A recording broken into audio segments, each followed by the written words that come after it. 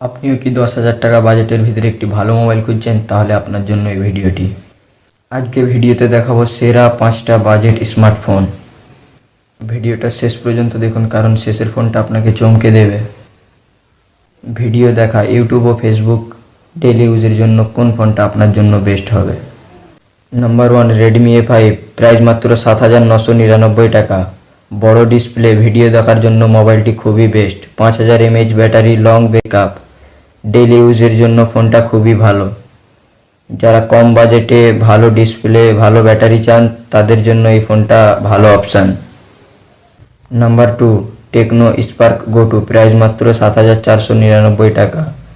Student ও normal ইউজারদের জন্য perfect mobile. Number 3, Realme C71, price মাত্র 7,999 টাকা। মোবাইলটি ক্যামেরার জন্য খুবই ভালো। নাম্বার 4, মোটোরোলা G31, প্রাইস মাত্র 7,999 টাকা।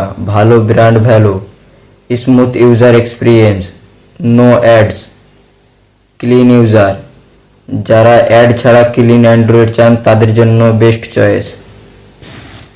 Number 5, Redmi A4 5G, price মাত্র 8,899 টাকা। 10,000-এর নিচে সেরা 5G phone, future proof device, 128GB storage, 8GB RAM. কম দামে যারা 5G মোবাইল চান তাদের জন্য best option. Video display, Redmi A4, battery Tecno Spark Go two, stylish Realme C71, clean ad Motorola G31, 5G phone Redmi A4 5G।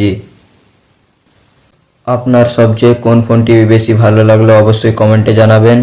ভিডিওটি ভালো লাগলে অবশ্যই একটি লাইক দিন। এই রকম বাজেট ভিডিও পেতে আমাদের চ্যানেলটি সাবস্ক্রাইব করুন।